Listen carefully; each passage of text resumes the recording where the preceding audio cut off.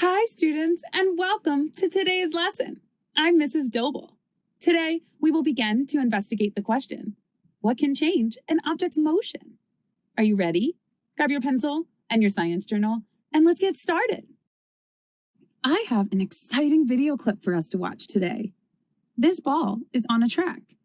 As I show you this video clip, I want you to focus on the motion of the ball.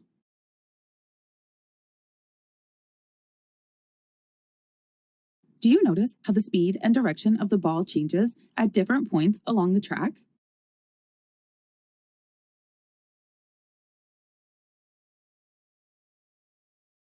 Wow, that video clip is awesome!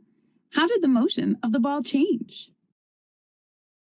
Well, at first the ball is at rest until a push causes the ball to start moving. I notice that the ball rolls faster as it moves down the track. The ball changes directions when it hits another object and the track drops.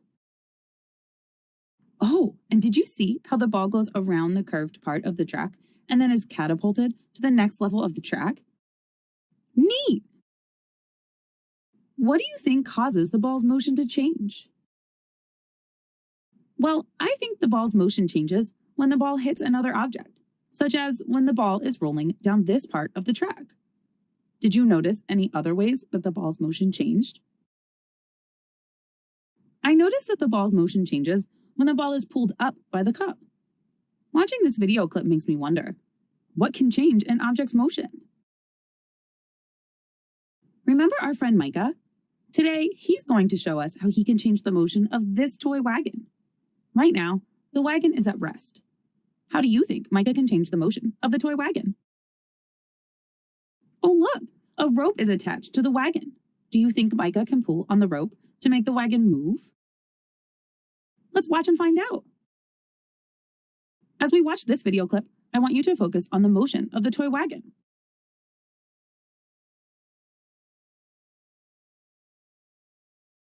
What do you notice?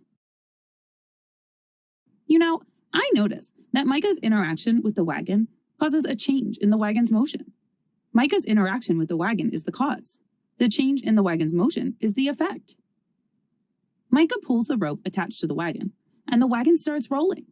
The wagon moves in a straight line.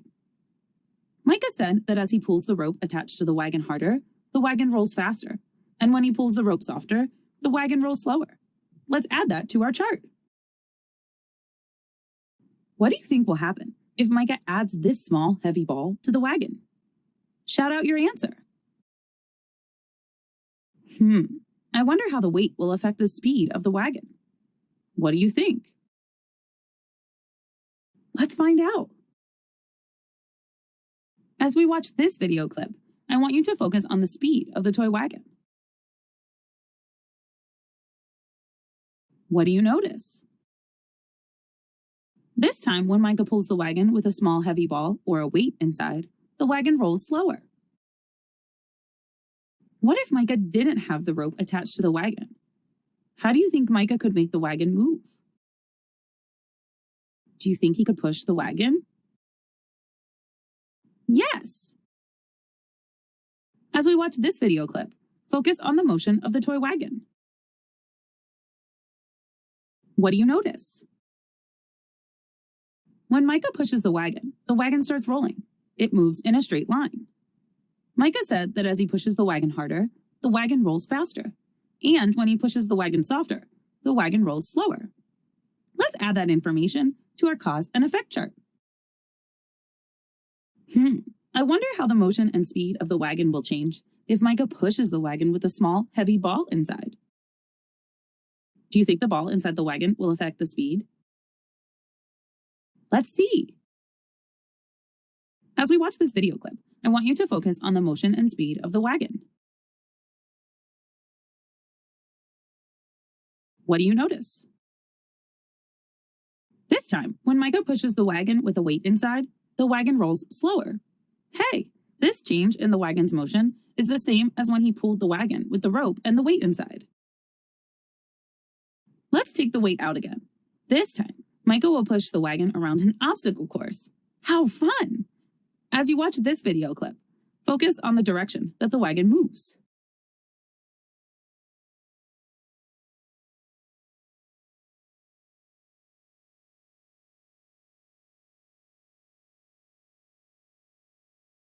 What do you notice about the wagon's direction? Yes, the wagon moves left when Micah pushes it to the left. The wagon moves right as Micah pushes it to the right. Let's add this information to our cause and effect chart. Here's our completed chart. What do you notice about the cause column? Do you notice that a pull or push always caused a change in the wagon's motion? These pushes and pulls are forces. A force is a push or pull acting on an object. When Micah applies a force to the wagon starts to move. And when Micah applies a force to the wagon, he is in contact with the wagon. Contact is when objects touch. Micah made contact with the toy wagon when he pushed it with his hands. Micah also applied or exerted different forces, such as a push or a pull, on the toy wagon to make it move. Exert means to apply. When Micah pulls the string, he exerts a force on the wagon. Wow! We found out today that each time the wagon's motion changed, a force caused the motion to change. Micah was able to change the speed of the wagon by changing the strength of the force he exerted on it. The strength of the force acting on an object can be described as weak or strong. Micah was also able to change the direction of the wagon by changing the direction of the force he exerted on it.